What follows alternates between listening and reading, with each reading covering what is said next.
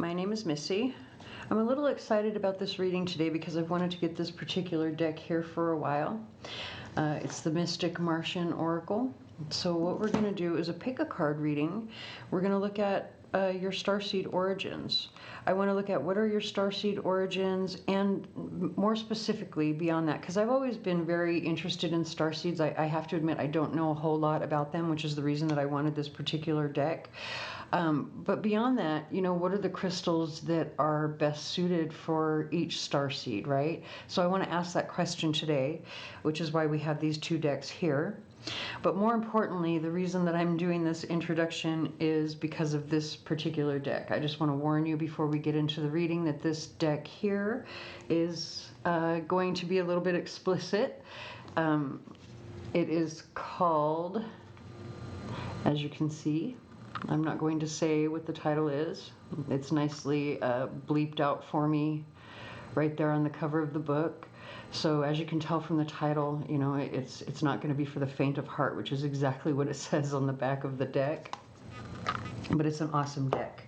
Just give it a chance. If you're okay with some explicit content, give it a chance. So this is the box for that particular deck here, and what it says, in case it's not abundantly obvious, this deck is not for the faint of heart. If you clutch your pearls at the sight of aliens wielding phallic probes, this may not be the deck for you.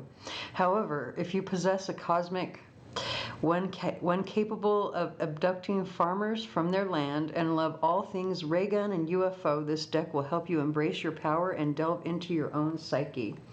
So we're going to do a reading today looking at the starseed archetypes from this deck. And I want to ask, you know, not just what the starseed archetype is, and we're going to read from the book to see, it has some explanations in there. But I also kind of want to ask, what are you supposed to do with that?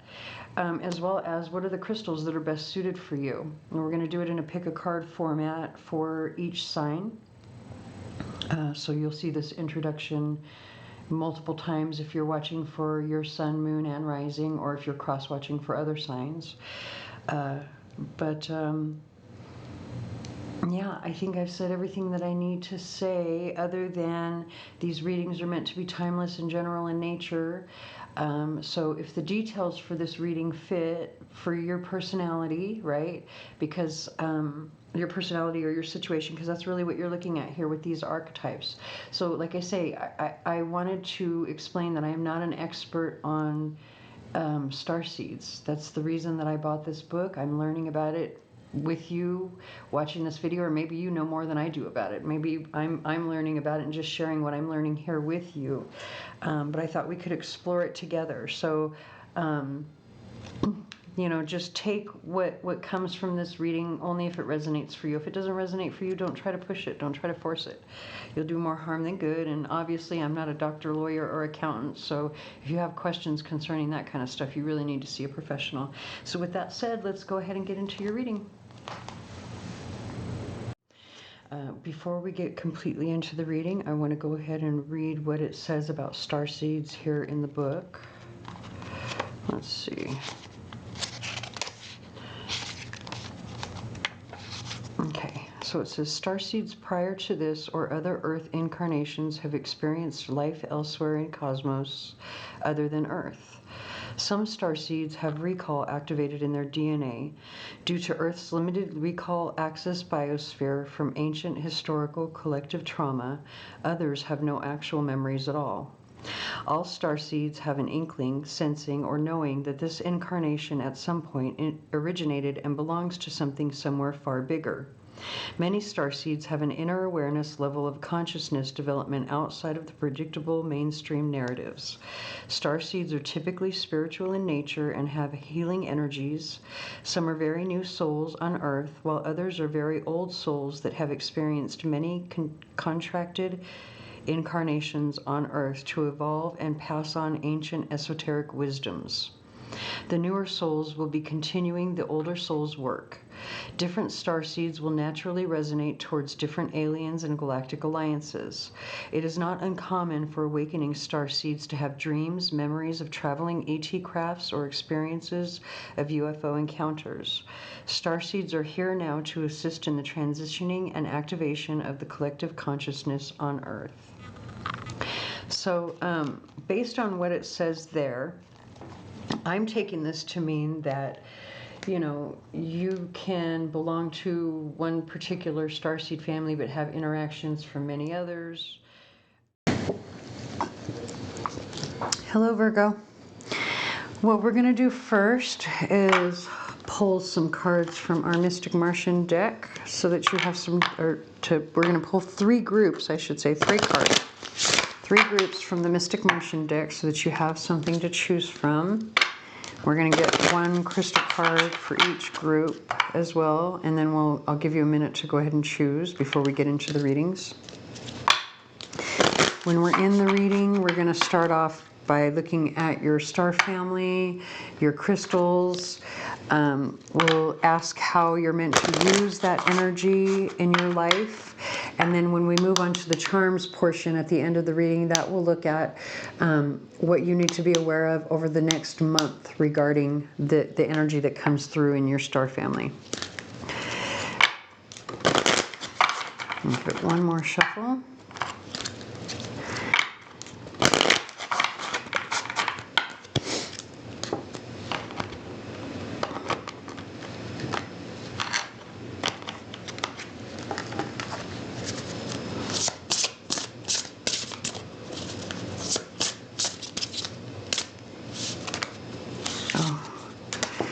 Well, I didn't really want to take all 3 of those, but, oh, there's more than 3. Hold on, 1, 2, 3. There's actually 4.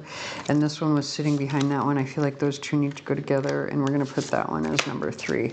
So groups 1, 2, and 3. Hold on, let me get some more cards because we want to see what crystals.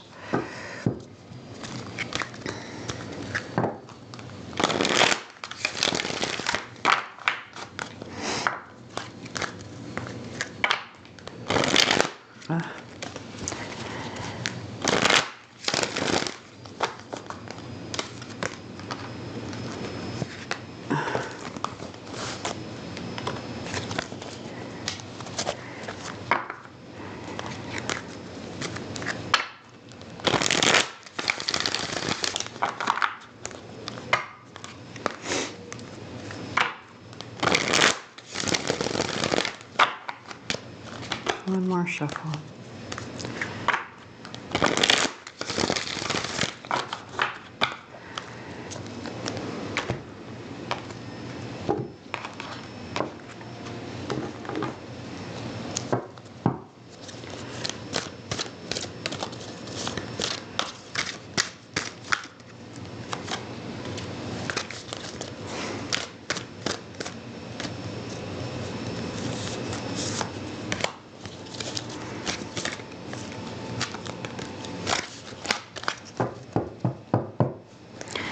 All right, let me get these streamed up, and then we'll give you a second to choose.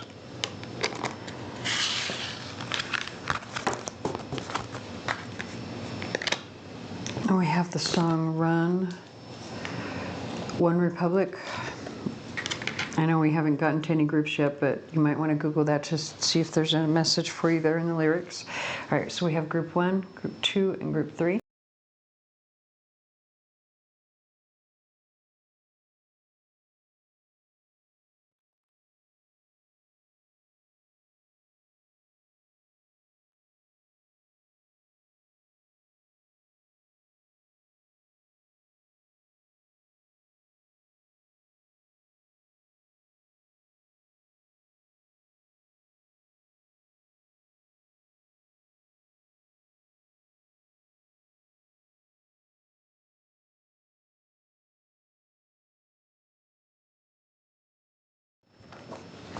Okay, hello group 1. Let me get these out of the way. So we're going to look at the charms at the end of the reading. All right. Oh, the Lyrans. This is the first time this card has come out. And turquoise. We've got strength, courage, and bravery. And then look at, this is interesting because he almost looks like an astronaut to me, right? Look at, with that planet or whatever that is, the world that he's looking at. He's obviously in some kind of spaceship. But then look at what it says as the key words. Spirit of the earth. So something about earth. We're going to find out exactly what. But something about earth. Turquoise is a watery throat chakra stone. It's a very watery energy, like emotional, communicative energy. But let's get a couple more crystals to see. Like, not everybody's going to want to or be able to work with turquoise. So let's see what other crystals you might be able to use. I'm being called to these colors here, and if I'm not mistaken, that might be the colors for, like, I think it's Colombia or something, right?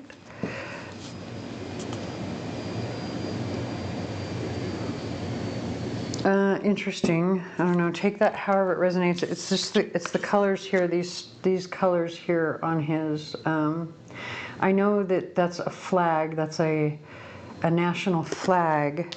I just can't think of which country right now. But anyway, just take that however it resonates for your situation. If it does, if it doesn't, don't worry about it.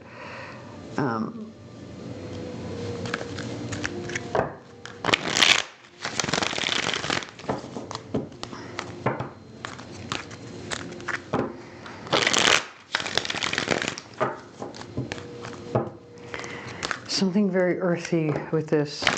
Even though that turquoise is watery and a throat chakra stone, I feel like it's like the green even here is calling to me very much. And look at how they've got the world.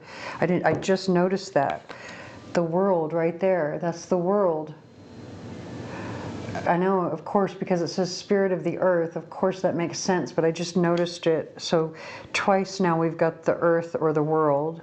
So there's something about earthy energy coming through very strongly here. Well, you are an earth sign now that I think about it. This is Virgo, right? For a second there, I thought I was still on Leo.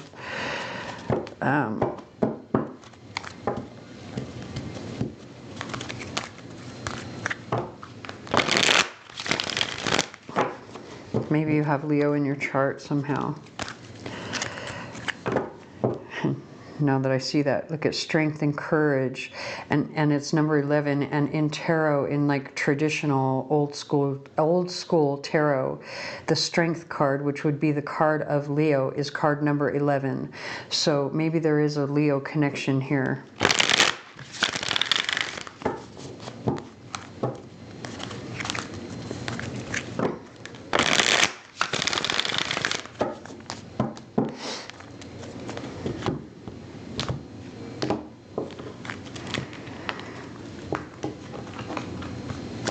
I don't know if I already mentioned this song or not.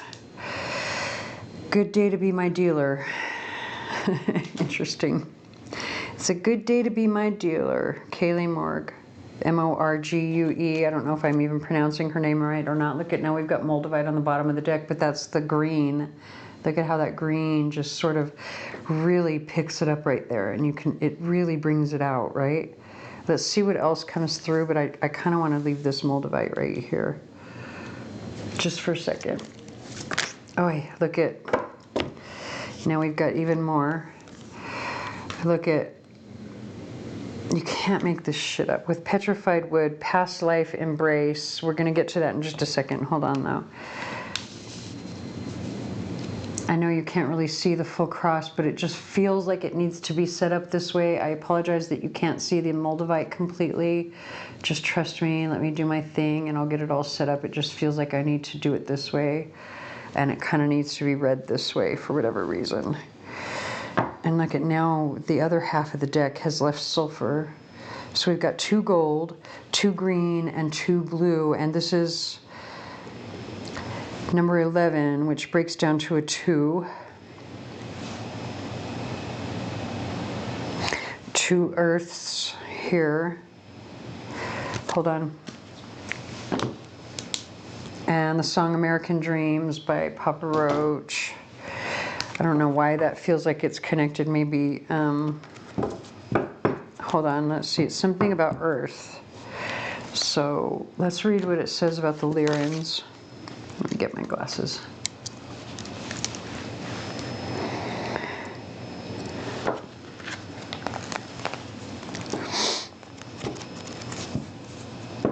You know, now that I'm looking at these even more for a second, hold on.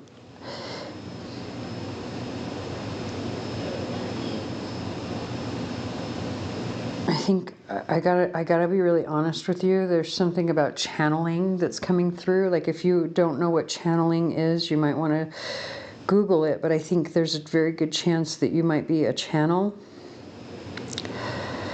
Like automatic writing is how it feels to me with the dream work coming through. It could be that you are a channel for Starseeds.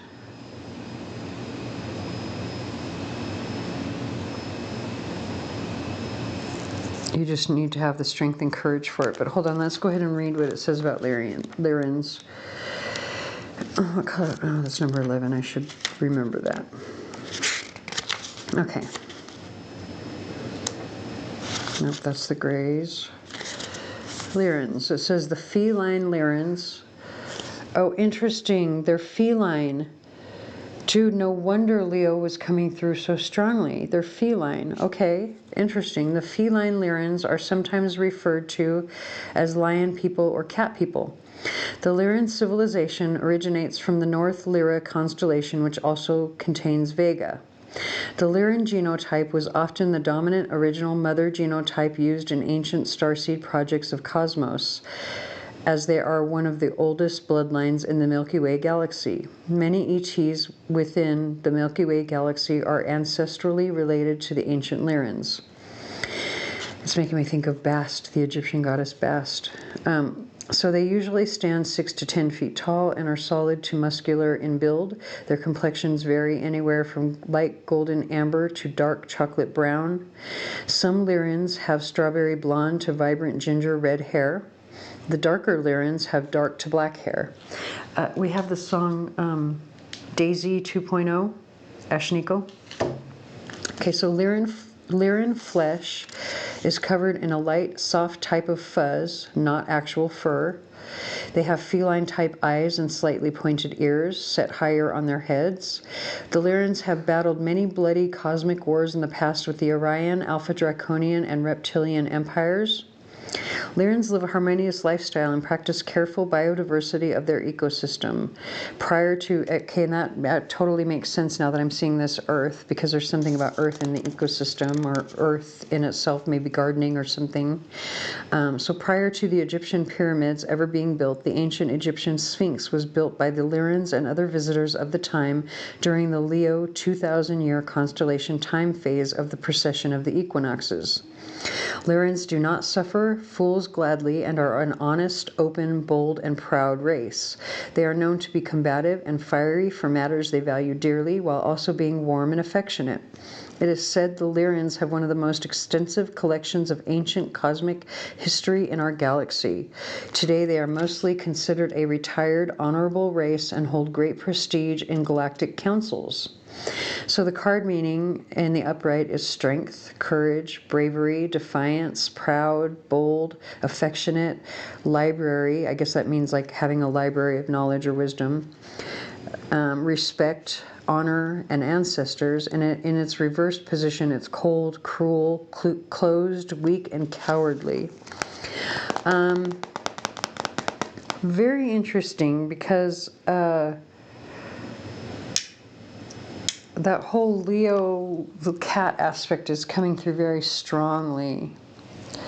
Let me read something again just to kind of make sure that I'm understanding it correctly. Give me 1 second.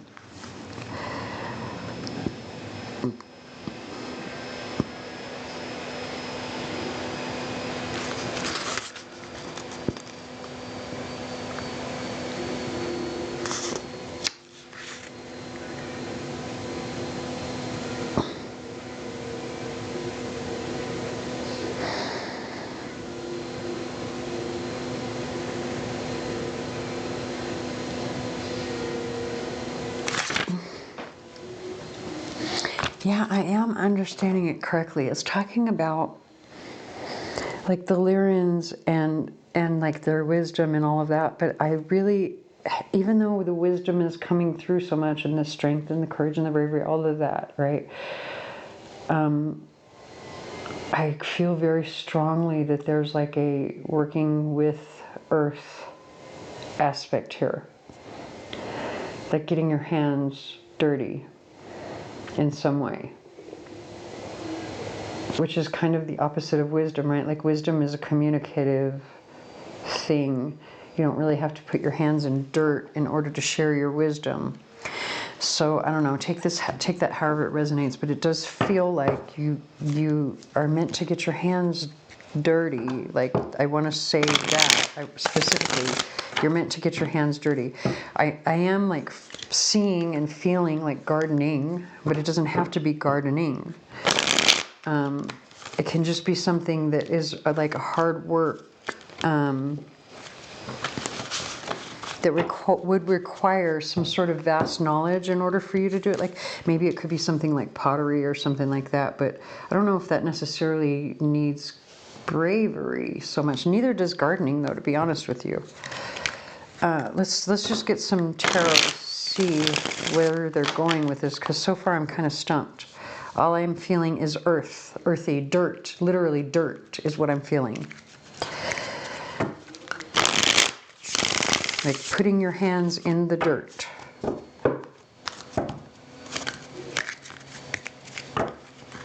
Homesteading. Not just gardening, food. Dirt, right? Food. Like dirt isn't food, but you have to have dirt in order to grow food. Whether that is meat, because not everyone only eats, not everyone likes vegetables, I should say. I don't even know why I was getting ready to say only eats vegetables, unless there's something about veganism that's very important for you here as well. I think that's a very real possibility with what's come through, especially the dirt aspect. Meaning if you have dirt connected to food, that's going to be some sort of crop as opposed to meat. And it's coming through extremely strong. Like maybe that's what you're meant to do, is teach people about veganism.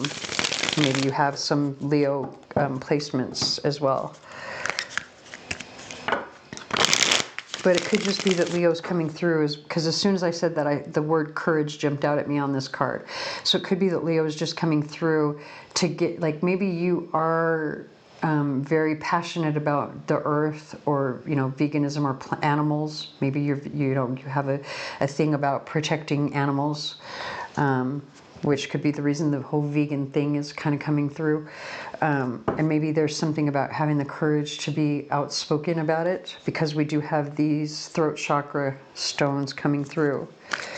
Especially the Lenormand service. Lenormand is service. It's also, Lenormand is extremely watery too, now that I think about it.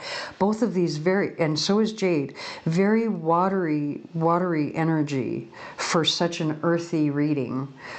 So again, earth and water, which would bring to mind crops and food and stuff like that. Growing things, fertility.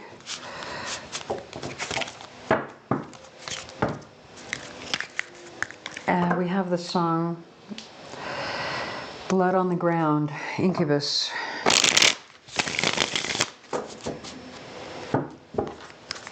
Interesting, the part that keeps standing out to me on this song too is where he's saying, I don't want to talk to you anymore because I'm afraid of what I might say. And this here is talking about strength and courage and what you need to say.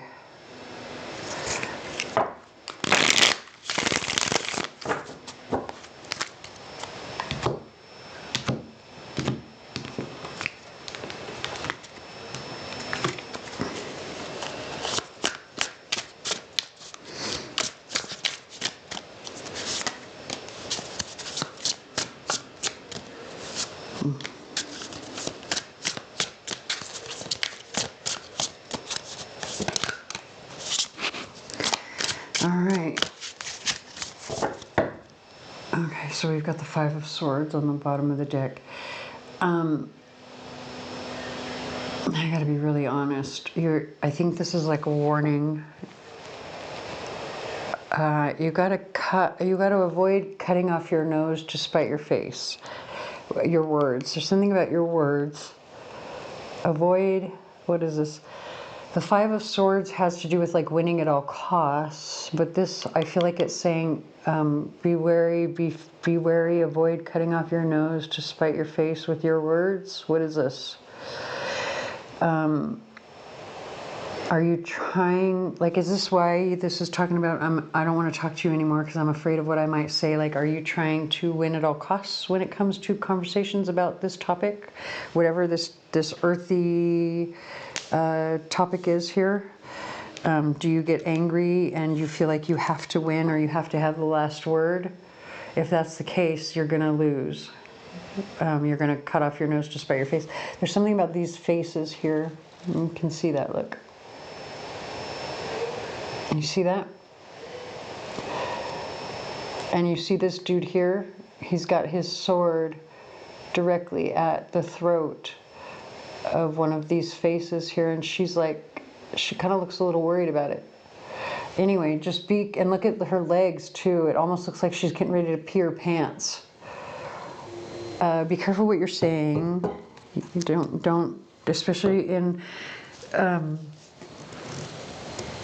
what's the word for, oh yeah, if you're debating an issue or this issue or an issue that's kind of political or that you feel very passionate about, avoid trying to have the last word or trying to win at all cost or trying to be the one.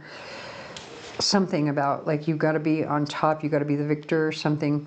With the moon card coming out, I don't feel like this particular moon card in this deck is talking about anything fearful. I feel like it's saying, it's like you're putting your wishes out there with this particular moon card. She looks like she's almost, like she's either praying or singing the praises of the moon. She's got these two orbs in her hand there. So she's singing the praises of the earth, singing the praises of something, but this is also whatever you're doing, whatever you're saying is putting your wishes out there into the world. And so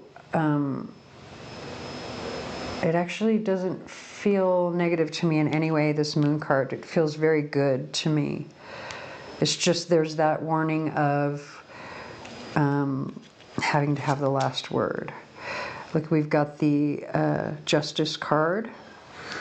So this deck in and of itself looks like it's going to be one that has strength as card number 11 also, because if Justice is coming out as number 8, which would typically be the strength card in traditional tarot. So again,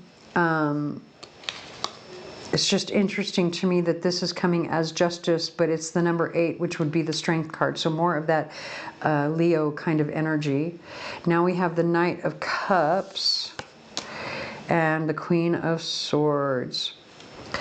So look at the imagery here. It's kind of doubling down again on the harsh words, having to have the last word. Look at her face and look at the shoulders of the person in that Knight of Cups walking away.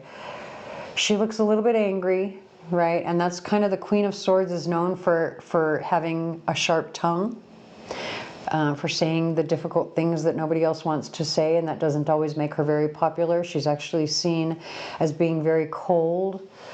Her words can be hurtful, and obviously they are for this person. Knight of Cups is usually someone offering their cup of love. This person looks like they've been rejected by some pretty harsh words. So take that however it resonates for your situation. But I do think that the warning was coming through very clearly twice now about having to have or needing to have the last word, or what it is that being aware of what it is that you're saying. Let's see if we can get any more clarification from our very racy deck here. Our probe-filled deck. That's all I'm going to say. If we get one of the probes, you'll understand.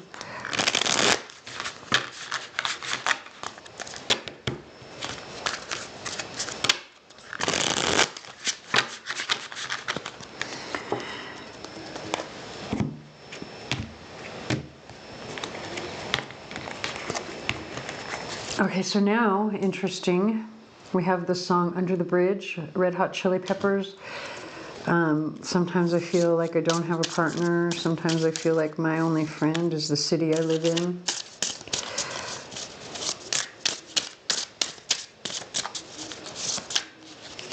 There we go. Oh, that one tried to come out too, so we'll take it. The Eight of Ray Guns or the Eight of Swords. So you feel very much trapped by something, but with the Eight of Swords, typically, especially with this depiction, like his hands are in front of his back and that tie is not tight around his hands. He could get out of that. Even with those ray guns pointed at him, he could get out of that binding. There's nobody holding those ray guns to be able to pull the trigger. So he's actually not as trapped as he thinks he is. He's trapped by himself, his own fear, his own worry, whatever. So these came out, they kind of fell that way. We're going to leave them neutral.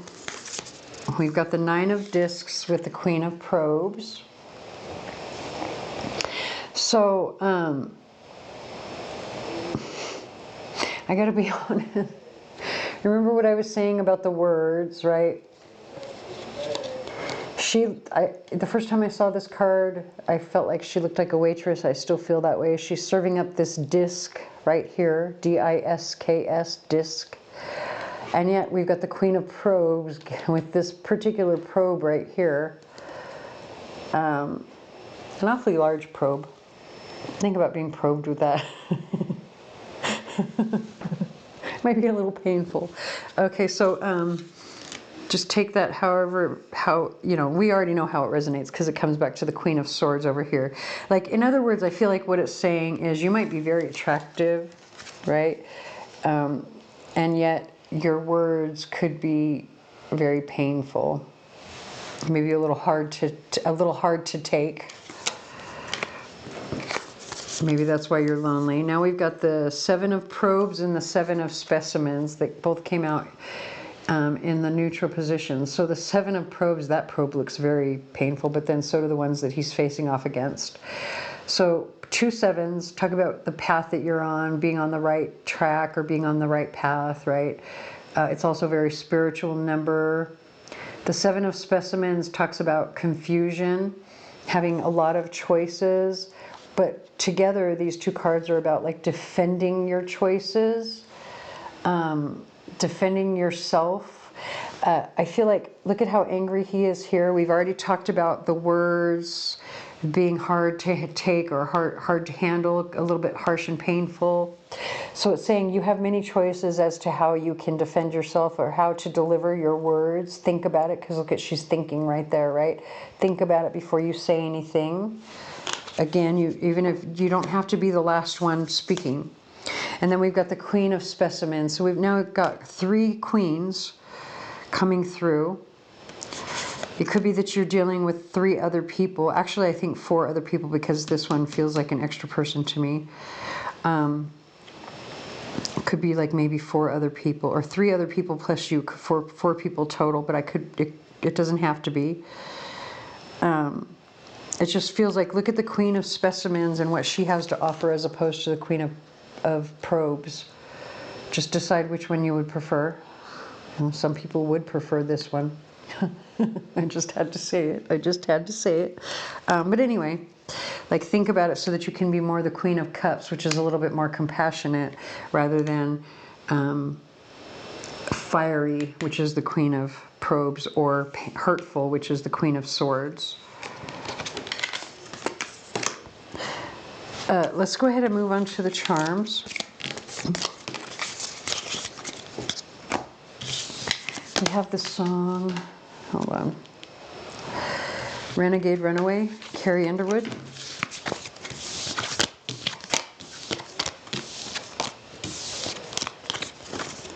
And the first part of the song is just like an angel, so picturesque.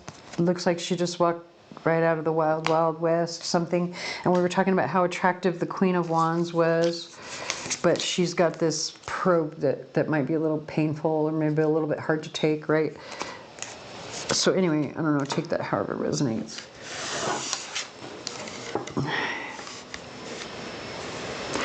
I'm losing light. Let me fix my curtain real quick. It's getting dark as the day goes. I've only got a couple more hours that I can probably film, depending on if I can fix the light.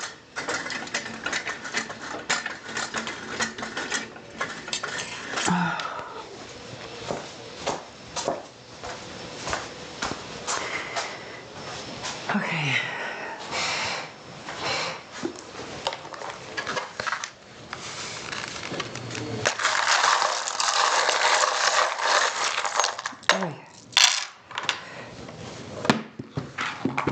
Okay, so our little candy cane fell right here between the 3rd and 4th houses. I think there's some sort of sweet treat or surprise coming in around the home or family, like something, some news or communication message, something that you're going to hear about that's going to be like a surprise over the next couple of months that has to do with home and family.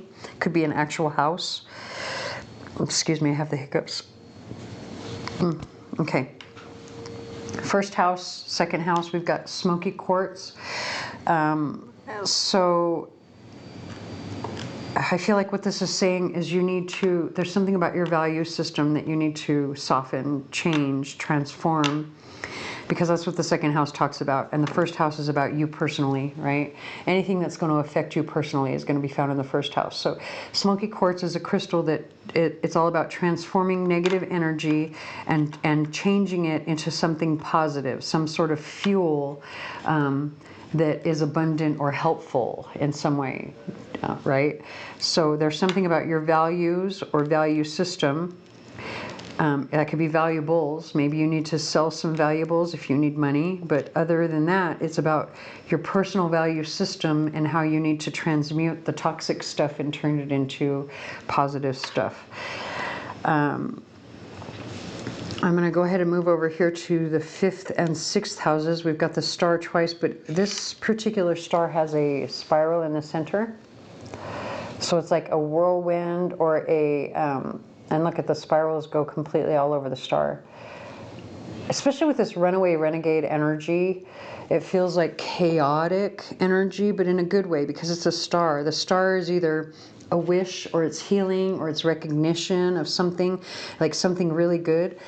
I think it's something really good that's going to be like maybe chaotic or it's really fast. It's going to feel like a tornado or a whirlwind or something that has to do with either here's another star. 3 stars over the 5th and 6th house. Dude, a lot of recognitions. Maybe you even like win a promotion or something. Like you win somebody over, you really impress somebody, something with all these stars. And it's gonna, like whatever happens afterwards, have something really quick and positive and healing, because this is the house of your health as well, the 6th house. So if you're looking for healing, it's gonna come in really quickly, especially healing over your emotions with this moon here. But if it's anything that has to do with creative pursuits and work that you're doing, I think you're going to get recognition that comes in really quick. We have the song, Song Like You, B. Miller. So over the 7th house, we've got the bat as well as this leaf here. So the bat is all about your intuition. Really paying attention to your intuition, especially when it comes to like navigating or choices that you're making, right? Navigating your path or the direction that you're going. With the leaf coming out, I think maybe you need to like change. Leaves are about change, right? They fall off the tree so that new leaves can be born. You're turning over a new leaf, and that's what the energy is talking about here with the 7th house. I think you might need to get rid of somebody. Like if you are in partnership, if it's like a business partnership, you need to like fire someone or get rid of someone.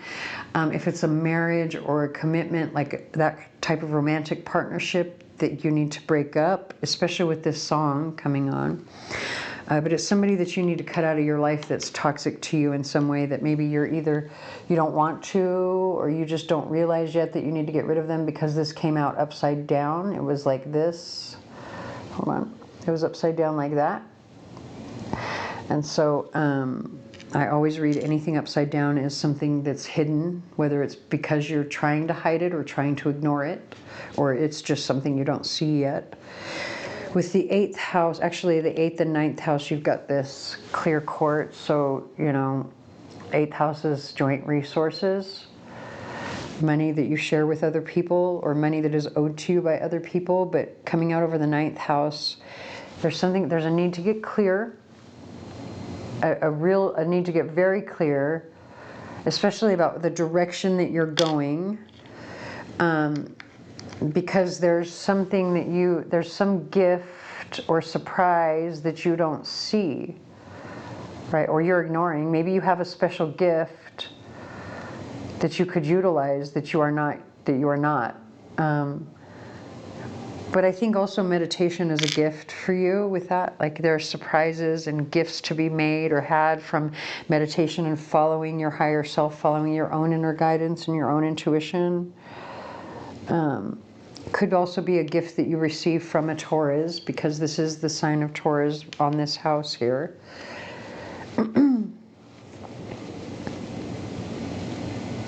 Also, I do have to point out that this is the house of higher education as well as travel. So maybe traveling could be a gift, like maybe people people that are different from you, right? People from other countries who have different beliefs and traditions could be a gift for you. There could be wisdom to be gained from educating yourself in those areas. With the 10th house, we've got the heart. I think you are very much loved and appreciated, very much liked. Like literally, there's a lot of like when it comes to your reputation in the world, it's very positive with this heart here. You're loved. You have a very good reputation. In the 11th house, we have the cherries. So this kind of comes back to the 7th house energy, where there's someone in your social circle that you need to get rid of, because the cherries are all about transformation. Cherries correspond to the death card, or Scorpio energy, because if you think about it, cherry blossoms do not live very long. They're very short-lived, beautiful blossoms, but they have to die off in order for the cherries to grow. And so that's why they're so closely associated to death and transformation, because they're such short-lived blossoms. So they're very fragile. There's something that's changing in terms of your social circle, your friends, and you need to detox from it because of this piece of bloodstone. This is African bloodstone, which is, you know, closely related to the blood and healing. And oh, hold on, we have the song Eye of the Storm by Pop Evil, and the very first part of the song says, I know, what is this? I know you're running from a, hold on.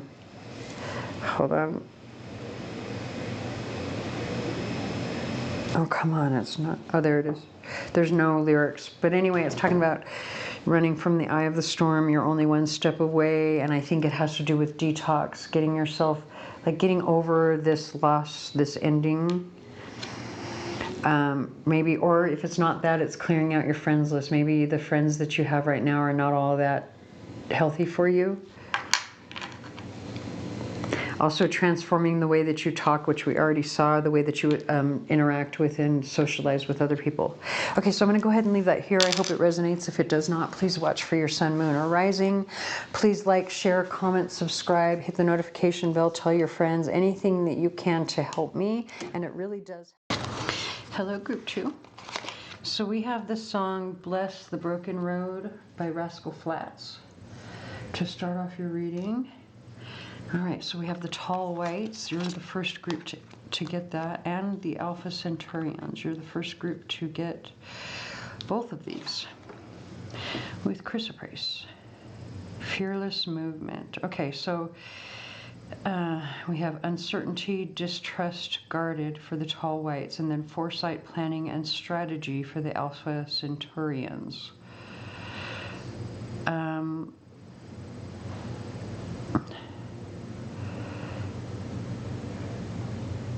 Interesting. With the uncertainty and distrust and guarded, and then we have fearless movement. So there's only one other group from one other sign that had multiple star families come through. It was not either one of these star families, by the way, and unless you actually watched that group, you wouldn't know even which sign it was that I'm talking about. But if you did watch it, then you will know. One of the themes that came through in that group, and I do feel that it is coming through here as well, along with a couple other things that I'll get to in just a second, but one of the things that came through with that first group had to do with DNA and being of mixed race.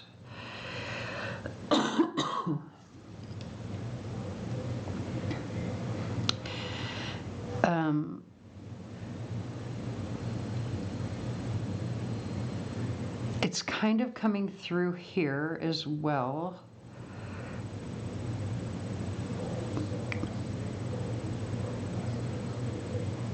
I have to be really honest, though. There's something about like the strategy aspect of this card is coming through very strongly in both cards. Also, the symbols here. The symbols are coming through very strongly. Let me actually show you a close-up of that.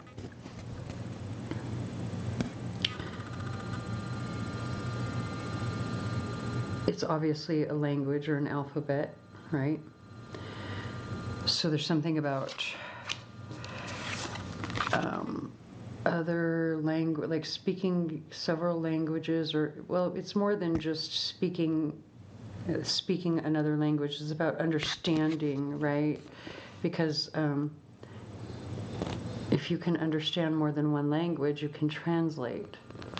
And so there's something about that, along with this checker or chessboard here, the game board strategy. We do have a lot of fish and water coming through as well. So this is probably financial strategy, or also these little, the black and white, they look kind of like fans to me. Black and white brings up balance too as well. So maybe this is, I gotta be really honest. The energy coming through here, it's like using psychology or something, using what the understanding that you have of the other person to your own advantage.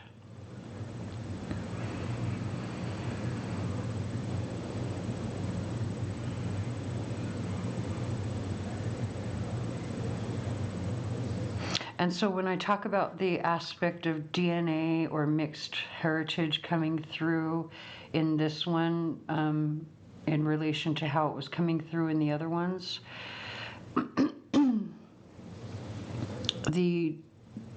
where it is similar has to do with the interaction between the two groups. In the other reading that had multiple groups, there was actually three star families. And that was talking about someone who was probably a mixed race from all star families, and you know, their mission, or what they were supposed to do with this energy was to raise the consciousness of one of the three star families that they belong to. In this instance, I feel as if you may not actually belong to both of these star families. I think you're going to have to, when I read the descriptions, you're going to have to decide which one it is that you actually belong to, and which one it is that the other person or the other side belongs to. Because I think you are dealing, I think how you're supposed to use your star family energy is through dealing with another star family. Communication and interaction and understanding, maybe even translation, something to that effect, right? It's like you're the go-between, or you're the, yeah, I would say go-between in some ways. But there's something about, hold on, there's this song, maybe even this has to do with your relationship. Hard Habit to Break, Chicago. And then the song before that was How Come You Don't Call Me by Alicia Keys. So there's something about relationship as well, or communication. So anyway, what's coming through is that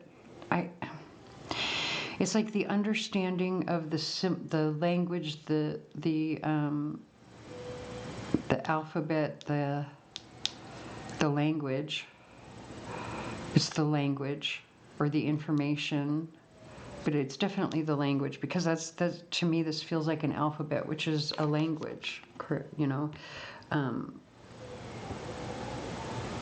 It's the understanding and interpretation of that language. But there's a manipulation to the energy coming through with this card. It just feels very much like this person here is, because look at the way she's kind of pointing to her head here while she's moving. So she's really strategizing and really using this information that she gains from this, the understanding of this language or the symbolism or something. Like she understands what they're saying, but there's something dark here is what I'm trying to get at. Even though this card here talks about fearless movement, right? There's something about manipulation is what I feel with this card here. So again, take that however it resonates for your situation. I'm going to get a couple more crystals before we read the book to see what... you know what else I just noticed? We've got the number 20, the number 2. So 2 is coming through very strongly, and you are group 2. There are 2 people here. And it is talking about, you know, how come you don't call me, and hard habit to break. So there could be an aspect of relationship. We've got sodalite, new vision that wanted to come out. Hold on. We're going to get at least one more.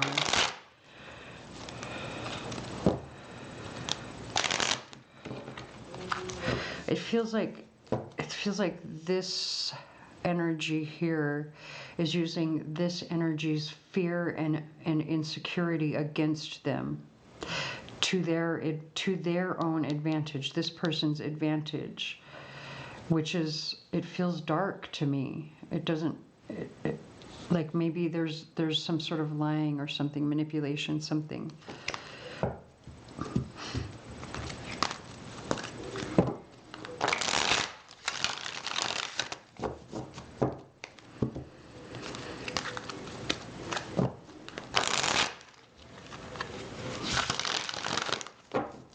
And okay, so something else that I have to be really honest about. When you look at the color of the sodalite card, it matches up very well to the Alpha Centaurians, right? And then the color of the chrysoprase is a perfect match to the tall whites. Chrysoprase talks about being fearless, whereas the tall whites talk about uncertainty, distrust, and being guarded. And the Alpha Centaurians is about foresight, planning, and strategy, whereas the sodalite talks about a new vision. So it feels like one side is either mentoring or advising the other in some way, but they're using manipulation to do it. I know the card doesn't necessarily say that in terms, well, we haven't read the meaning from the book yet, and this is the first time these 2 star families have come up, so I don't know what they're going to say, but there is a sort of darker aspect attached to this one, whether or not it comes up in the cards. So just keep that in mind. Let's try to get at least 1 or 2 more crystals just to see.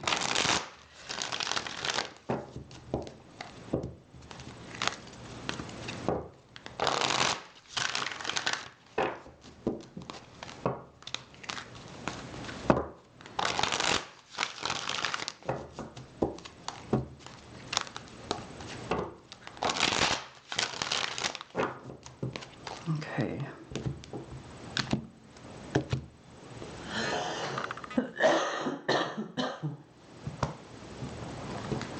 Excuse me for coughing. I apologize if that was loud in the microphone. I won't actually know until I go into editing. But I did just smoke, which makes me cough, so give me 1 second again.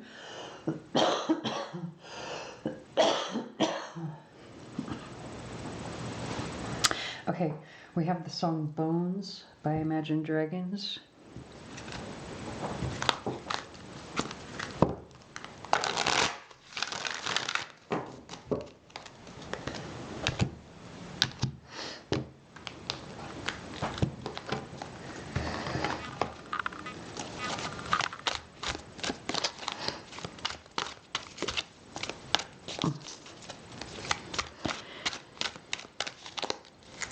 Interesting. I can feel there's like actually several that wanted to come out, and then it was like the energy changed its mind or something. Very odd. I don't know what that means, but you have to take that however it resonates for you. Maybe there's something that you wanted to do and then you changed your mind or something. We've got lepidolite, conscious feeling. So this is a stone that you would use for anxiety, right? It brings peace, which totally I can understand because of this energy here. So we'll leave that up to the side, and I'm already seeing a lot of green. Okay, so we have Star Child, of course, we know that. Charoite, individualization. Crocite, which is passion. Silver, which is the lunar path. And then aventurine, the unlimited self. So you can use all of these crystals. Obviously, these three are going to go together. I feel like this is actually your energy. And there's something that you have to say to this person, to be honest with you. Even though it seems like this person over here is the one manipulating and maybe mentoring or counseling or something in some way. Like there's a... there's more of an assertive leadership energy, and like I said, there's something about this energy is using this energy's fear against them, but I think you might need to push against that, and these crystals are the ones that are going to help you because we have fearless movement, Star Child, and the unlimited self. So it's about overcoming all of that energy, right? Towards what we're not exactly sure. We're gonna kind of look at it with the tarot cards, but these crystals here will help you. The only thing is that crocite is not all that easy to get. So, you know, Charoite talks about individualization, which we already know based on this here. Crocite is passion, and silver is the lunar path. So this is a very spiritual, passion about a very spiritual, like very spiritual energy, right? Just based on the colors, it's very spiritual energy, especially with these two here.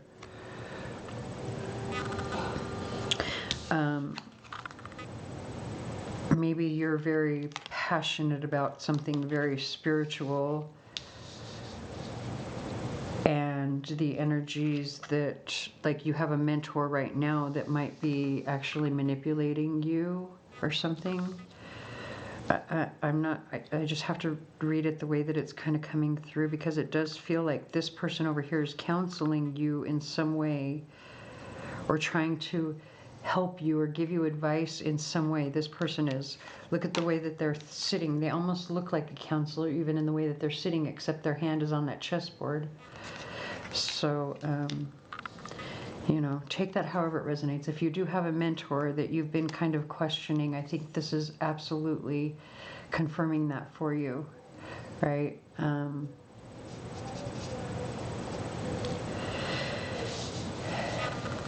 And so even with this, I just realized this song, interesting. We've got the song You Broke Me First, Tate McRae, but the lyrics, let me see if I can pull them up here. It says, hold on, where did it go?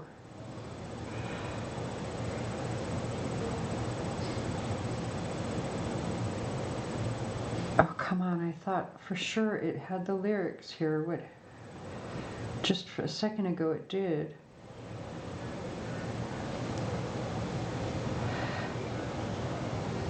Okay, well, it's saying now you're asking for advice. Boy, just tell me, where'd you get the nerve?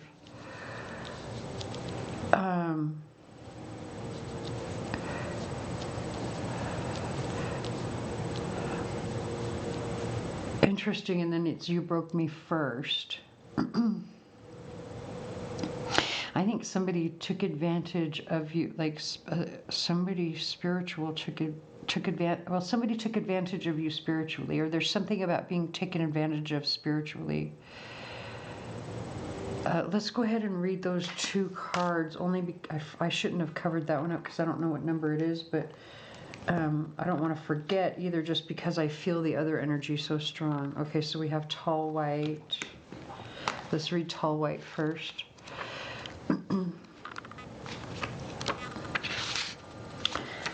We have the song Bye Bye, Marshmallow and Juice WRLD.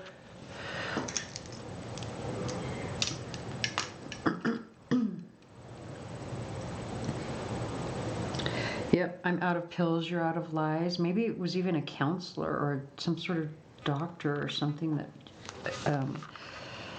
what is this? Anyway, somebody was manipulating. Okay, so it is unclear exactly where the Tall Whites originated from. Some suggest they may be a Pleiadian, Electro, or Lyran lineage branch. Tall Whites stand 6 to 7 feet tall and are humanoid in appearance. Their thin, chalky, pale white skin makes them look almost albino. Their eyes are proportionally double the size of humans and are blue in color when young before changing to indigo and pinkish with age. They have platinum white hair and are lanky and slender. They can reach the age of up to 900 Earth years and are vegetarians. Like most ETs, they do not age like Earthlings do.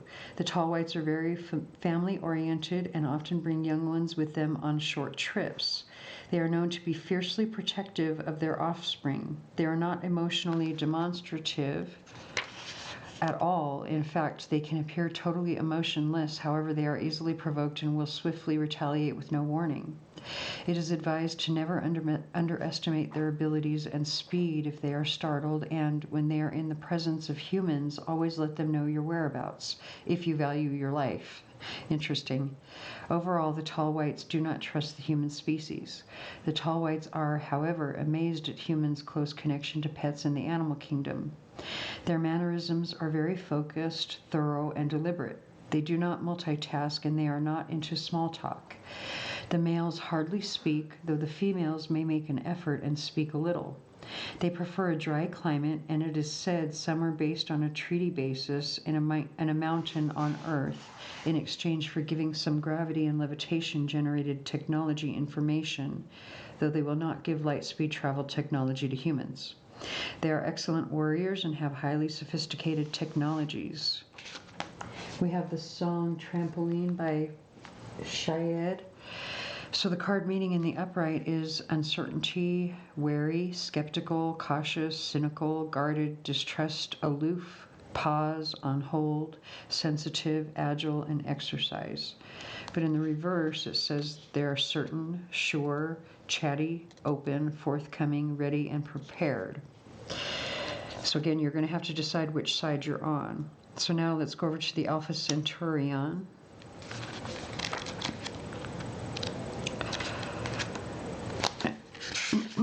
And I have to say, well, let's read this first and then I'll say what I was going to.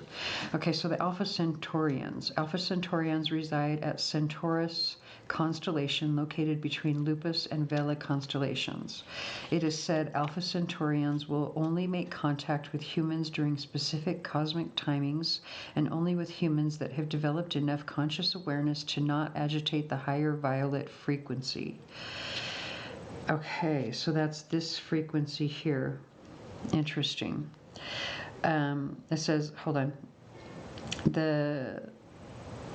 Okay, they only make contact with humans that have developed enough conscious awareness to not agitate the higher violet frequency bandwidth they are accustomed to. Sources suggest Alpha Centaurians are intolerant of disrespect and overly idealized fantasies that are not in keeping with natural law. They stand 5.5 to 8 feet in height with a humanoid appearance and some aquatic type features and organs. They have webbed fingers and toes. Their flesh is usually pale bluish with a soft, smooth, scale-like quality. Many have long hair. Their eyes are large in proportion, bulging and roundish. They usually have an athletic build. Visitors typically wear simple flowing clothing. They are very straightforward and direct communicators when negotiating, yet always respectful. All Alpha Centaurians are vegetarian or vegan with a strict diet. They also cannot bear Earth's intense sunlight.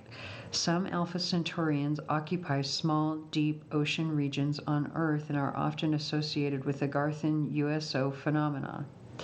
They are highly advanced and are strong allies with Syrians, Pleiadians, and Venusians. So in the upright, the card meaning is strategy, negotiation, speculation, tactics, foresight, hindsight, designing, planning, schedule, time management, focused, and direct. But in the reverse, they're flaky, vague, scatterbrained, agitated, drifting, aimless, a player, and a womanizer or a manizer, meaning that they play around, they play the field. So the keywords that really feel like they apply to this, because I do still feel like there's an energy of this side here using this side's fear against them to this side's benefit. Now the words that are sticking out are speculation, tactics, and strategy. Also focused and direct.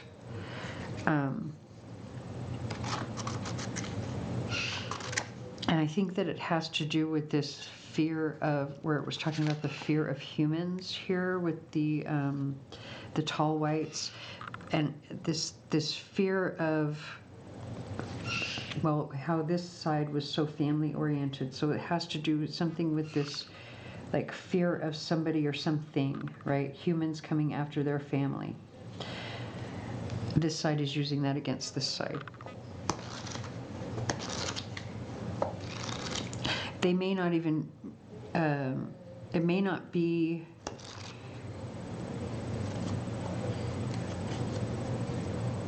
what's the word? Like not, it's not, it is intentional, but it's not intentional to hurt, if that makes sense. And then as soon as I said that, interesting, we've got the song Queen of Broken Hearts, Black Bear.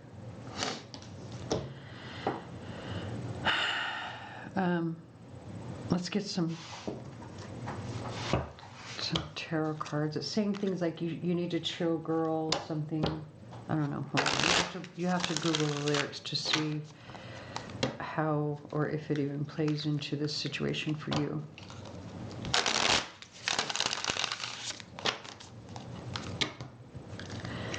Again, it's used to be a shooting star. When did I become so dark? And that makes so much sense for this side right here, because the energy as described by the book is actually kind of positive. Yeah, well, very positive, but it's not coming through that way for me. It's not the way that it felt immediately when it came out. So there's something up there.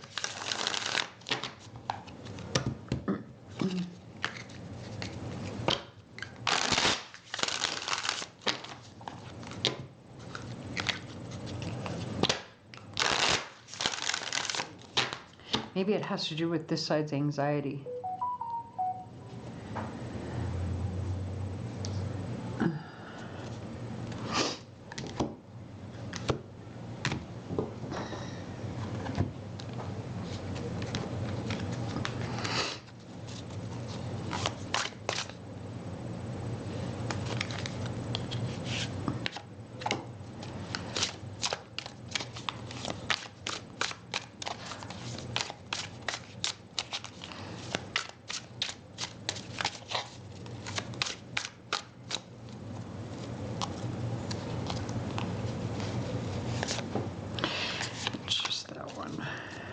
Okay, now we've got the Hermit on the bottom of the deck, which is Virgo energy.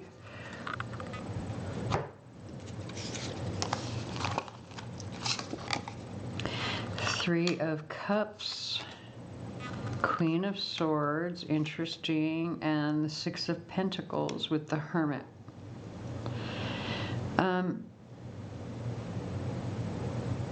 And what's even more interesting is that this Three of Cups only has one person, but there's still 3 cups, and you can see these animals here if I could get it to focus. So maybe you prefer the company of your pets or something, or maybe this is why you're so dark. Something happened. Come on, focus. It's so frustrating when it won't do that. Come on, focus. There we go. Okay, so you see these animals here. If I can get it closer, you can see it better. They're kind of alien-looking animals, but they're still not human, right?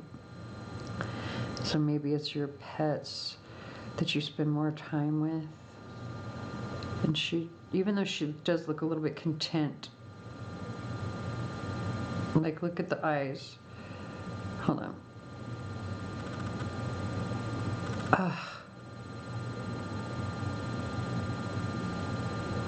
It just looks a little vacant to me anyway. And then we get this Queen of Swords. Looks a little angry. Actually, facetious is the word I want to use. Like she's trying to cause trouble. I just got to be honest. She's trying, okay, so the Queen of Swords would be air energy or using your words to cause trouble in some way. And even here with the Six of Pentacles, which is typically energy of like being charitable, because you see the two people there on their knees asking for help. And so there are the pentacles that she's, I guess, basically, I don't know if she's tossed them over her shoulder or what. It looks like she's tossing them over her shoulder, which seems a little disrespectful if you're tossing them behind you to people who are asking for assistance, right? And I got to be honest, look at this. She's two-sided. She's got two, like half and half. So there's a two-faced energy coming through as well. Circus energy, because you got the big top in the background. And that's the card that's ending. It's like sitting in the future position of the reading, right? Like the last word of the three card spread. This would be your energy that you're sitting in right now. So if this side is you, these two cards are together as well here. We have the song I Love Your Girl, The Dream. I'm not sure how that plays into this energy, but it's not going, like I am not able to just ignore it like I would if the song was not part of the reading. So with this the Hermit card, there's a need to go within, like do your shadow work.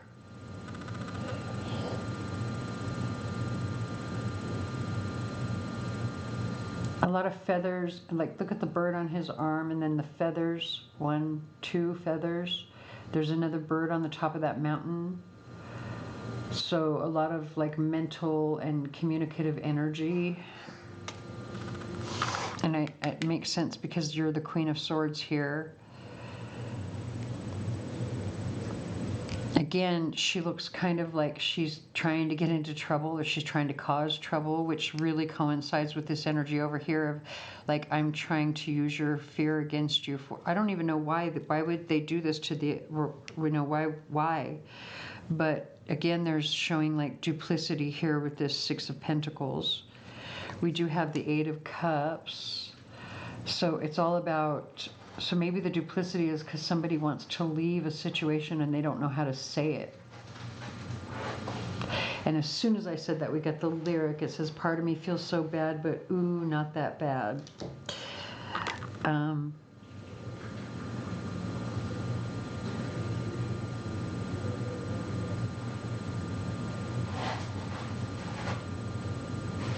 It's like there's a desire to hurt the other side. Look at the hand over the heart here. It's like, ouch, damn, right? That's how it feels to me, ouch, damn. And then there she goes. The hair flowing in the wind behind her, kind of like how those pentacles were flowing in the wind behind this one. This is my generosity to you. Let me just toss it to you. I'll throw it to you from up high. I don't know, that's just how it feels like. Here you go, peasant. Right? It just feels that way. So again, take it however it resonates. It's this energy here. That's who this, all of this is this energy here. And then this and this would be this energy here. And then we have the song Heathens, 21 Pilots. And I got to call out the time, even though it's not an angel number, but 513. Maybe May 13th is important in some way, or I don't know, 513 feels like it. Okay, let's get what final clarification here before we move on to charms.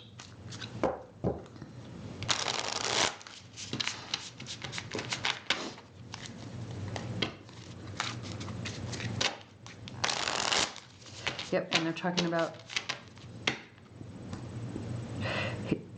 just because we check the guns at the door doesn't mean our friends will change. Something, I don't know what the lyrics are exactly, but it's talking about don't be fooled, right?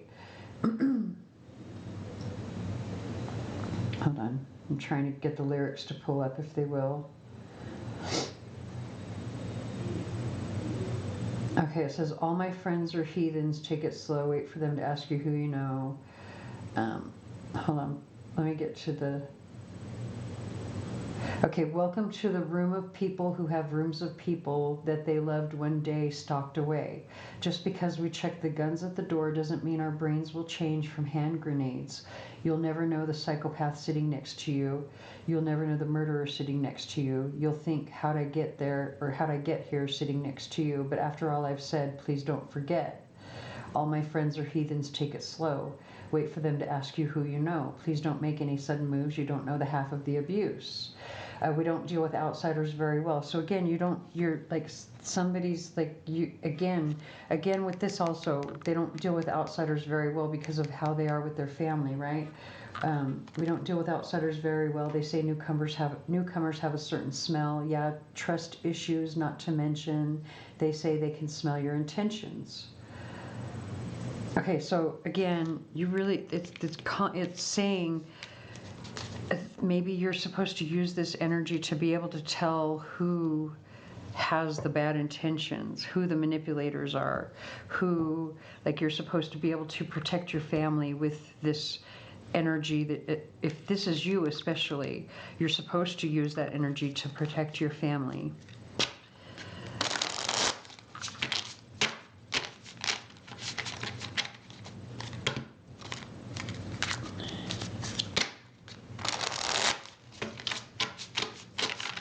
Security and protection is coming through. He's saying, why'd you come?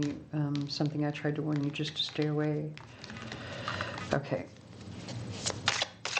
Oh, okay, I guess that's one. And this one is definitely wanting to come out.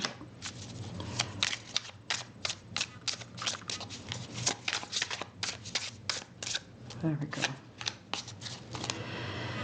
10 of Discs, 10 of Pentacles, confirming what I thought about how you're meant to protect your family. Not only meant to protect your family with this energy, with your star family energy, but you're meant to build a legacy for your family that will protect them for generations to come. So that's number one.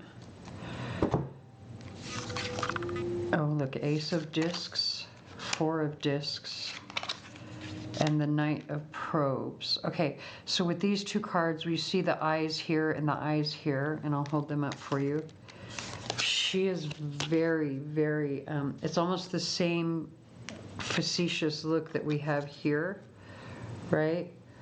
Only, I think in this particular deck, this energy, this is you.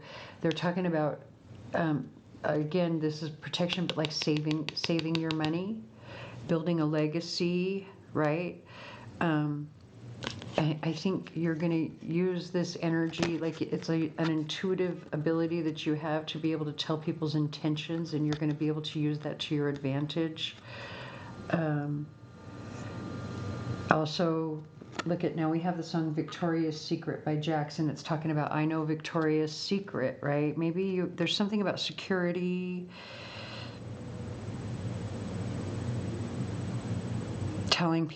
being able to tell who the manipulators are, helping other people to be able to see who the manipulators, the cheaters are, or something, but also using your intelligence, your savvy, also to save and invest whatever money you're making from this here, so that you can build a legacy for your family in the future.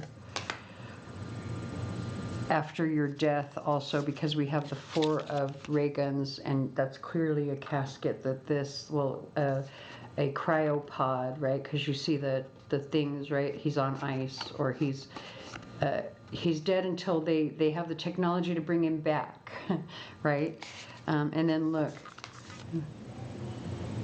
there he is up in heaven, bringing his wisdom. So again, I feel like not only are you going to give this wisdom, like you're going to earn money from being able to help people spot manipulators, cheats, things like that in some way.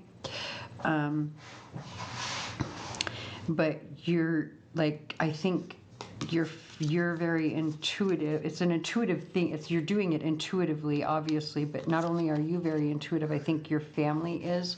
And they're saying like, for like, part of your legacy is being able to come back and speak to your family, because you know that's really kind of what Earth is. Oh, wrong one.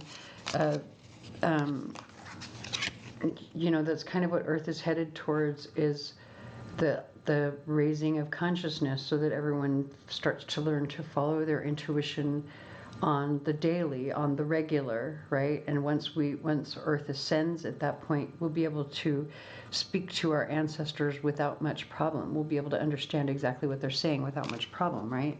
So I feel like that's what it's saying for you as well. This is part of what the legacy is going to be for you, is that communication, because of your own intuitive abilities, it's going to keep getting passed on, and it'll probably get stronger and stronger as it goes, especially if they are practicing it as they go, which I think that there will be more generations that do.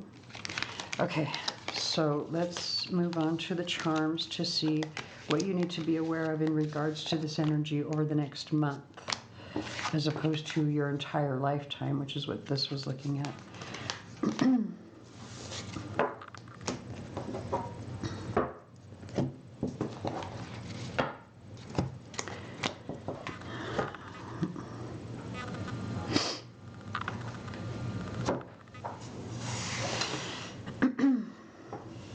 Excuse me for 1 second. I have to close my other curtains because it's now dark out.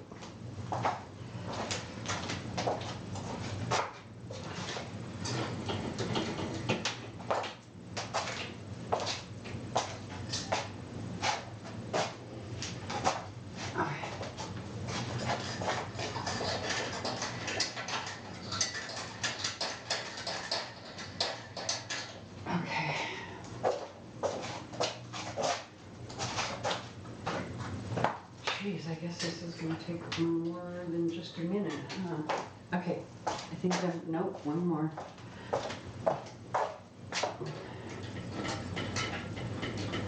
All right.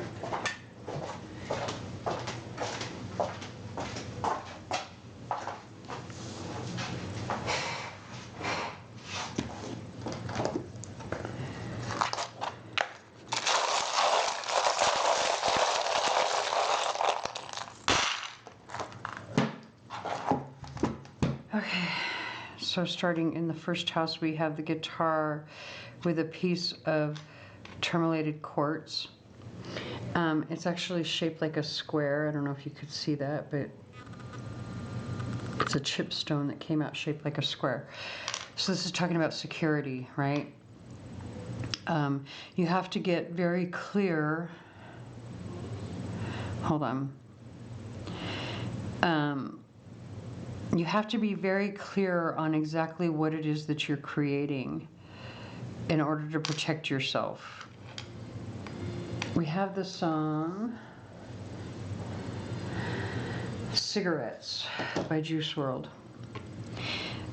And it's saying like he's talking about she picked my heart off the floor, I'm addicted and I need me some more. Be very clear about your intentions. It could be in terms of with someone else, especially because we have the heart, the palm fronds, a piece of pyrite, the moon. Own your dreams is what this charm says. Own your dreams. And then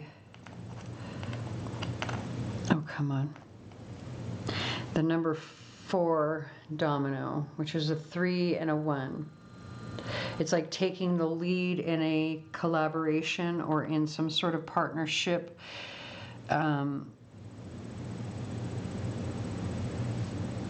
Especially if it has to do with like love, right? What it is that you value. I say love because of the heart, and where it says own your dreams.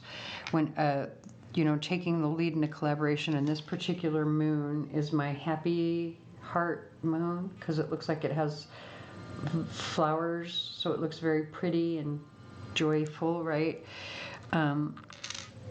It's like you need to talk about how you feel to someone, especially with that I don't want to be lonely no more is what he was saying on the song. So, and own your dreams, own your fantasies. You never know the magic that you can create if you just take the lead in some sort of collaboration that you would like to bring together. And then look, you've got the rune of joy coming out over the 4th house. And so it's saying there's some joy around home and family that they want you to pay attention to, or that you need to be aware of, something that'll bring you joy and happiness. Then we have the hourglass in the 5th house, which is, it's saying like, be patient. It's going to take some time for these creative pursuits to, I guess, manifest. We have the song Lessons Learned by Alicia Keys. So over the 7th house, you have a piece of clear quartz. There's healing needed in your relationships. Also, this is sitting in the opposite from the 1st house, where I was saying you need to be very clear about what it is that you're trying to create or that you would like to create. That's coming through very, very clearly, because whoever you're speaking to, this is you, this is the house of others. So obviously whoever you're speaking to is going to be found in this house, and you've got the healing that needs to take place here. And the song Lesson Learned. Plus, this could be the house of romance. So if you're looking at romance, which is coming through here, so you need to be very clear and then be very patient, right? Allow things to develop in their own time.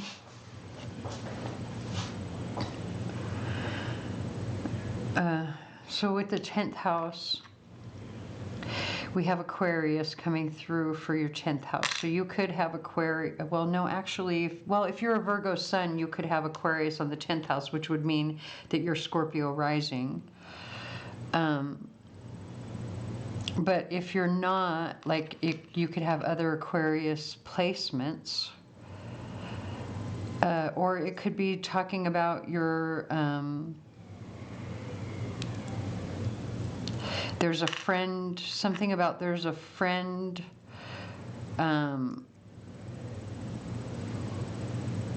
there's a friend that might be able to help you, or maybe you need to network more or something when it comes to your career and your reputation, or allow your friends to help you, something, because it was upside down. So it's something that you're not paying attention to or you're not seeing.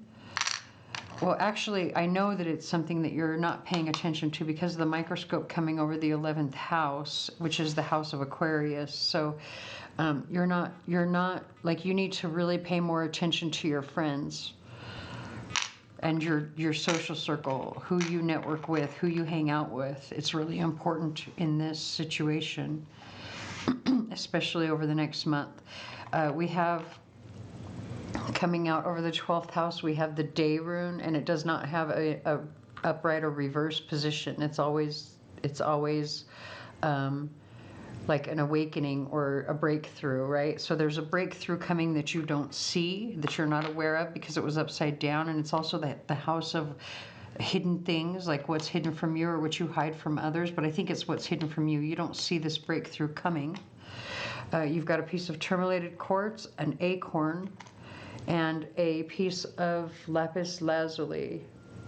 And so the reason that that's all important is because this is about intuition, clarity, protection, but also abundance. So this is very positive energy coming in to your 12th house that's going to be a breakthrough for you. And I think it's also attached to this really paying attention to your social circle as well. Because the tourmalated quartz talks about, and this one is more tourmaline than it is quartz. So it talks about protecting yourself. There's something very protective that comes through when you get clear, right? When the clarity comes in, or you are clear about what it is that you want, that brings this abundance, this breakthrough, this whatever that's very lucrative for you. Okay, so I'm going to go ahead and leave that here. I hope that resonates. If it does not, please stick around for your sun, moon, or rising. Please like, share, comment, subscribe, tell your friends, hit the notification bell, anything that you can to help me, because it really does help me, and I thank you very much for watching. Hello, Group 3. I apologize for the lighting. It got dark outside, and so now we're having to use light in my house, which is not great. Okay, so we have the Agarthans and Peach Calcite, which talks about harmonize. And the Agarthans, it's actually a very positive energy, but we're going to go ahead and read it from the book.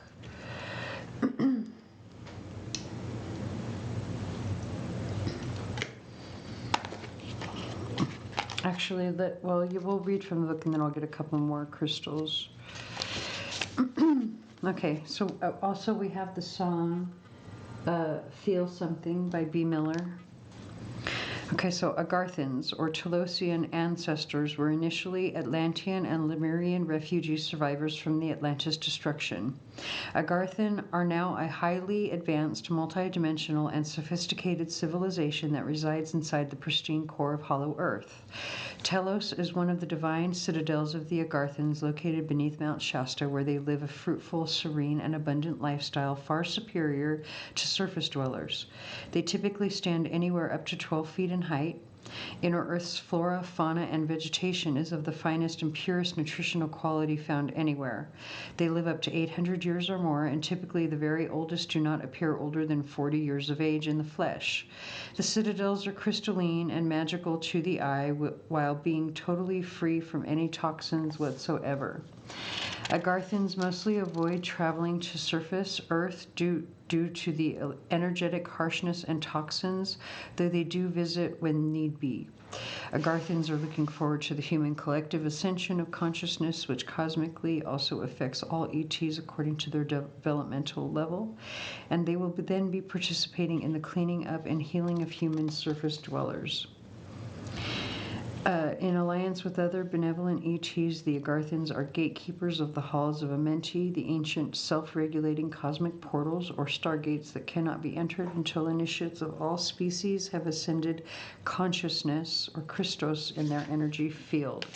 So the card meaning in the upright is multidimensional perception, attunement, synchronicities, manifesting, imagination, ascended consciousness, healthy lifestyle, nutrition, abundance, core issues, crystal energies, strong ethereal light body, attuned to emotional body or the astral, and living your truth.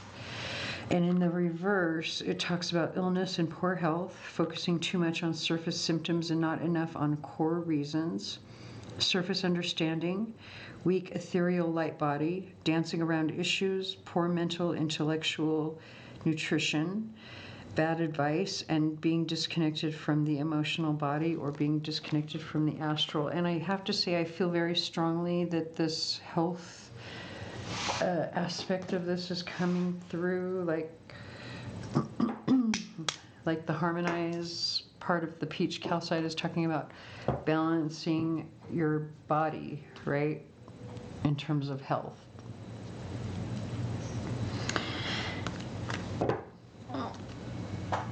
We have the song Wish You'd Make Me Cry by Upsall.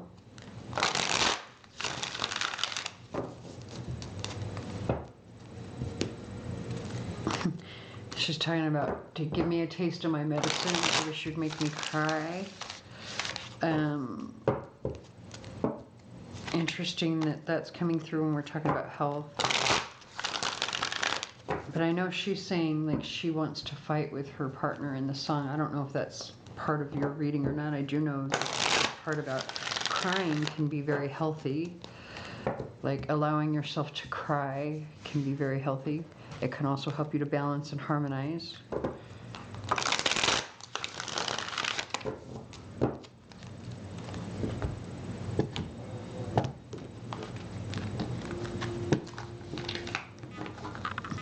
Like really seriously with this, it feels like it's saying crying is very cathartic, especially with the colors coming through, very pinky, receptive, you know, feminine, emotional, sensitive, and then like you've got pink tourmaline on the bottom of the deck. Pink tourmaline is the gift of love, right? Let's see if we can get any other crystals. God, that's so many right there. 1, 2, 3, 4, 5. I feel like they need to come out anyway, so we're going to do it. Now we've got chrysoprase, fearless movement on the bottom of the deck. These two I feel definitely go together. These two crystals, peach calcite and pink tourmaline. If you do want to use them together, but not everyone is going to want to use these crystals, so that's why we've got these others. We do have the song My Love by The Dream. I actually feel like we need to take this one here. Look at Angelite, Peace. So we've got Harmonite, the gift of love, and peace here. Like these two, I feel like Angelite is not necessarily a crystal that you would need to use, but these two crystals here will bring you peace personally to you. Okay, so now we have the diamond. We've got dioptase. We've got iolite and moonstone. Very interesting the way that it's coming out. Everything here is about healing the feminine. A lot of feminine energy coming through in 1, 2, 3, 4 cards here. Actually, the dioptase as well, because it's a heart healer.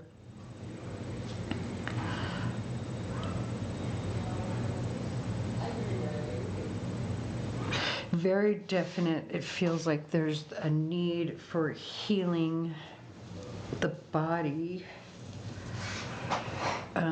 like feminine issues as well. Like there's a focus on feminine issues here. You could be like a nurse or something like that.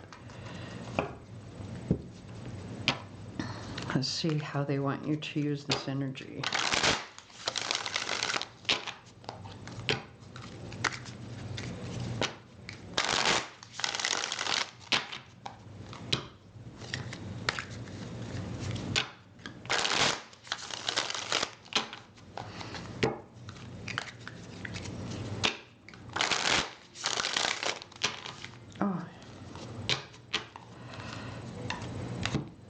And I just realized something else too. It feels very important, I'm not gonna lie. It feels like if you are gonna use these crystals like as jewelry, you need to wear the moonstone with iolite. Do not mix these. It feels like I need to actually separate them like I just did. So the moonstone gets worn with the iolite, and this is specifically for like actual work that I would call what you're going to put out into the world. When you're trying to express something into the world, express this energy into the world in some way, these are the crystals that you want to wear. But this energy here is meant to be used to heal and purify your energy personally after you do the work in the world in some way, especially if there's like nursing. It feels like nursing or some sort of healing of the body is what's happening here. If it's not nursing, then maybe it's through herbs or something.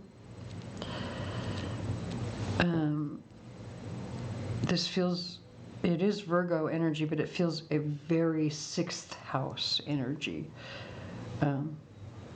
So anyway, you want to wear diamond and dioptase together in jewelry.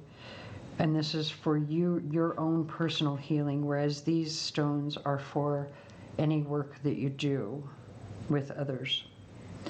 Let me go ahead and give these another shuffle, because I don't remember if I actually shuffled them well or not, but we're going to do at least 1 or 2 more.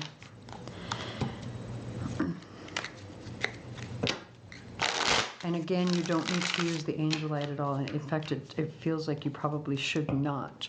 It feels like this is just stating that's how these two crystals will work together, the peach calcite and pink tourmaline. Again, you can use those two together. I wouldn't mix them. Well, no, that's not true. You can mix them here, but I wouldn't mix them over here.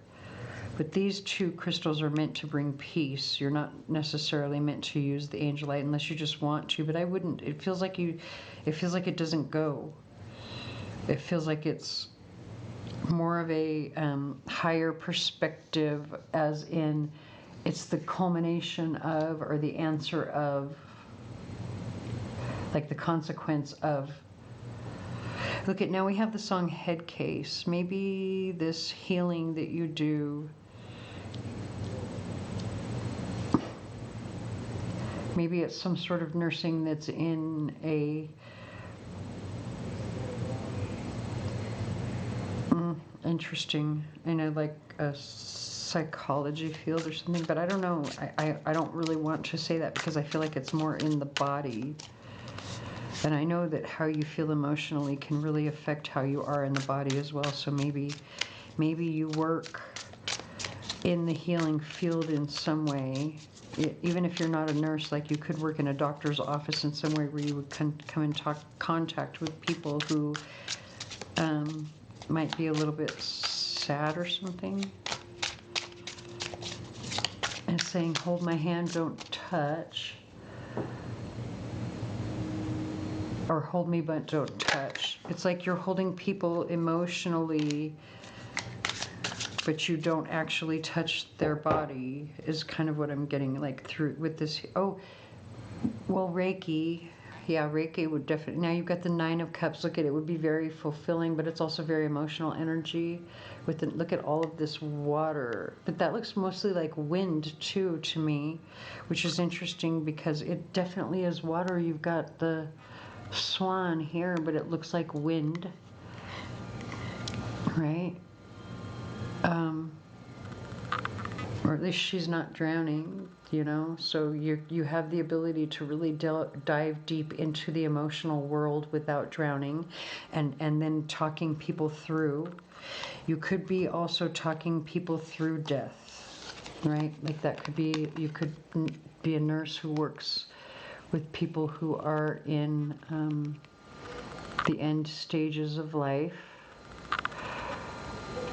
And it could be, so what's also very interesting, look, it could be that maybe the way that you're helping them, the way that you're holding them is just by listening to them ruminate and be nostalgic about, because this is, the bear is very, it's like, it's very feminine, motherly sort of energy, right? And it looks like this bear and this person is having a conversation about the good old days, which is really what the Six of Cups is about, like reminiscing, right?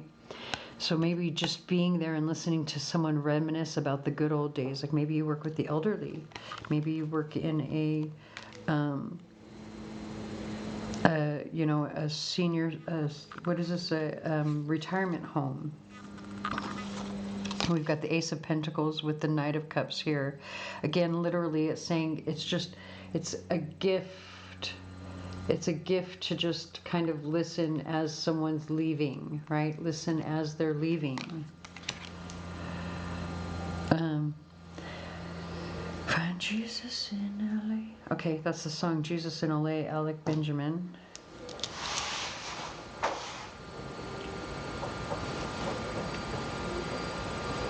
Funny too, the lyrics were saying, it's a crying shame you came all this way because you won't find Jesus in LA, as we're looking at the Knight of Cups, and the Knight of Cups looks like he's leaving.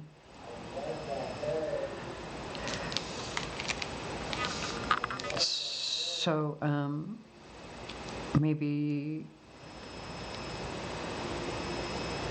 you're ministering to people about Jesus as they're dying, like elderly people in some way. And it brings you a lot of fulfillment, and it's because you're able to really withstand like emotional depth, right? You're able to see the other side as well with the Hanged Man here. Oh, excuse me, that is not even the Hanged Man, but it came through as the Hanged Man. It's actually the King of Swords in the reverse. The King of Swords in the reverse is someone who's very cold and emotionless.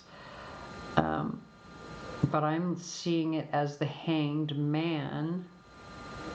And look at the way that sword is cutting through this. This is a scarecrow, actually. Interesting. That looks like a scare. Wait, is it a scarecrow? Okay, so if it's not a scarecrow, he's got that wand right up his butt. Right? He's been skewered, which is odd imagery for the King of Swords. The King of Swords is usually the one doing the skewering, so whatever. Just take it however it resonates. Look at where it is. I don't see any legs. Do you see any legs? So he might be skewered, and then there's that sword right there getting ready to cut through this wand that's holding him up. So anyway, it looks like the Hanged Man to me when it's in this position, which means that he needs to see things from a new perspective, which is the way I was going to read it. I was actually going to read it as you help people to see the new perspective or the other side.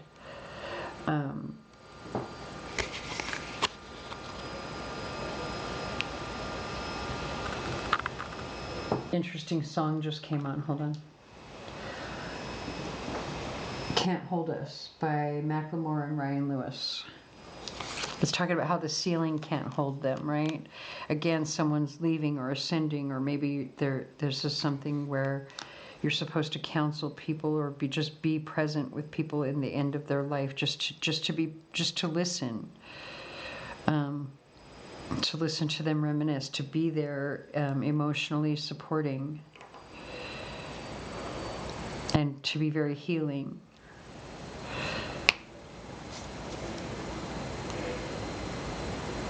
This song is like very exciting too, but it's talking about the happiness that's happening, right? Makes you want to dance. So let's go ahead and get some clarification from our very racy deck to see if there's anything else they want to say about this. But it's pretty clear to me that it's talking about you're definitely a healer. If you don't work in the field of like healing the body, you probably should. But it's more about just being present for people who are lonely, right? People who are maybe in the end stages of their life.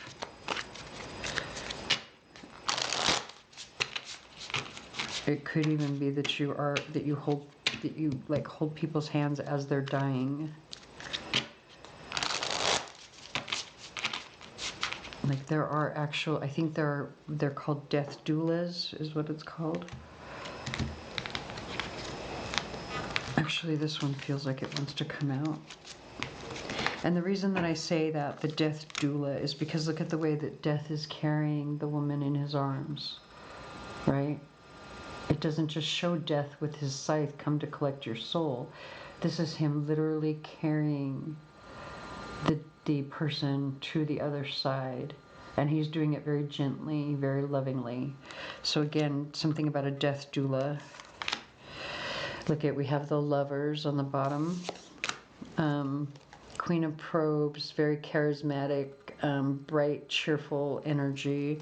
But I don't really want that one. I feel like that was just a side message, like we need a different one. But there's something about your charisma that's very attractive to people, and maybe that's why they want to talk to you. And look at, now you've got the Five of Wands, or excuse me, the Five of Swords, but I'm reading it kind of like the Five of Wands. Look at the Nine of Cups the second time.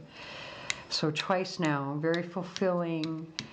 But this, I'm going to read it as the Five of Wands because that's how it feels. It feels like playful energy to me, even though the Five of Swords is typically meant to be a very underhanded energy, right? It's trickery, that it's like winning it at all costs through underhanded means. But I don't read it. It feels playful to me, this imagery, even though his eyebrows are doing that thing. It feels like hearing stories about kids playing cops and robbers is kind of how this feels to me. So just, and then look, now we've got the Nine of Swords. It's like this play energy it alleviates, because this is what brings about this energy here is sadness, depression, loneliness, right? And so, you're bringing fulfillment just by being the supporter, just by being there to listen to the stories of the days when. It's even living the moment. Tonight is the night. The party's over. So we put our hands up till the ceiling can't hold us, like the ceiling can't hold us. And then we've got the Four of Specimens, which is typically it's energy of like boredom, but here it feels very assessing, right? He's really assessing what he has on the board. It almost feels like playing a board game as well. So it could be that maybe you also play board games or just different games, right? Because it does kind of feel like he's looking at a chessboard here or a checkerboard, trying to decide his next move, which is what this looks like to me, like the idea. What's my next move as I assess this board here? So again, take that however it resonates. Have fun with, play with, talk to, be with, just to listen to those at the end stages of their life, whether that's through your actual job as a healer or just something that you do in your spare time to bring comfort to others. Interesting, we have the song Wicked Ways by Hailstorm, and the very first thing that she says is, don't call me an angel. And we've got the angelite here, and I keep telling you, don't use the angelite, right? Don't call me an angel. Maybe the people are calling you an angel, and you're like, I'm not an angel. I'm a starseed, motherfucker. I'm an Agarthan. I don't know why I said that, but whatever. That's how it felt to me. That's why I said it. Let's go ahead and get your charms, because we're going to look at how this energy is playing out for you over the next month, or what you need to be aware of over the next month, I should say, in terms of this energy.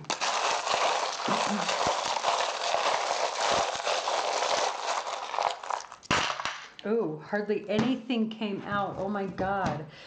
So I wanted to say there might be some mediumship, something coming through, but then look at, we've got, it's like really confirmed here with this I love you charm. Okay, and the reason that I say that is because of this particular charm. It's one that I put in my charm box to be a mediumship message of love that is coming specifically from a passed on feminine. It's coming through in the 5th house. So this can either be a message from a child that is passed on, or your mother, from a mother to their child, of love, like simply, I love you, right? But there's, I was kind of feeling a little bit, there was like a mediumship message coming through with this, like you're helping people to transition, right? A death doula, that, there can, it would definitely support you to have mediumship abilities. You might need to nurture them because of it being in this 5th house here. It can be that those abilities come through in creative ways. It could be that maybe, you have lost a child yourself. And that's how, you're able to use this energy to help others to transition, right? We do have the letter L coming through in the center, but also through the 6th and 7th houses. So this is the house of healing, which is your house, the 6th house, or the house of health, I should say. But it's also the house of service, being of service to others. This is the house of partnerships. This can be business partnerships or marriage partnerships. And so there can be the person, place, or thing with the initial L attached to it that's very important in terms of those two things. Like this can be the work that you do each day, how you spend your time each day as well. And then up here in your 10th house, you've got this piece of clear quartz, like very clear, beautiful. Look at how clear that is. Look at how clear that is. Quartz is a master healer. I think you are very much a healer. You may even be a healer. Like this might be your career. You could be, like I said, a nurse or an actual doctor or healer, herbologist or something, a death doula, absolutely. This is 1000% your strength. You are known for being very good at whatever it is that you do. You're known for being very healing in whatever it is that you do, but also, even though it is not a scepter quartz, I always feel the energy of sovereignty that comes through. So you're a leader in what you do as well. And then we have 11th to 12th houses, which the 12th house is hospitalization, right? It can represent hospitals or institutions. The 11th house is the people that you network and socialize with, but where it's saying focus on the good, it's going back to that Six of Cups energy of nostalgia, listening to people's happy stories from way back when. You know, as they're healing or hospitalized or whatever. I think that's definitely coming through. Also, the numbers 4, 9, and 3. But I think that this is pretty clear. So I'm going to go ahead and leave it here. I hope that resonates. If it does not, please watch for your sun, moon, or rising. Please like, share, comment, subscribe, hit the notification bell. Anything you can to help me, because it really does help me.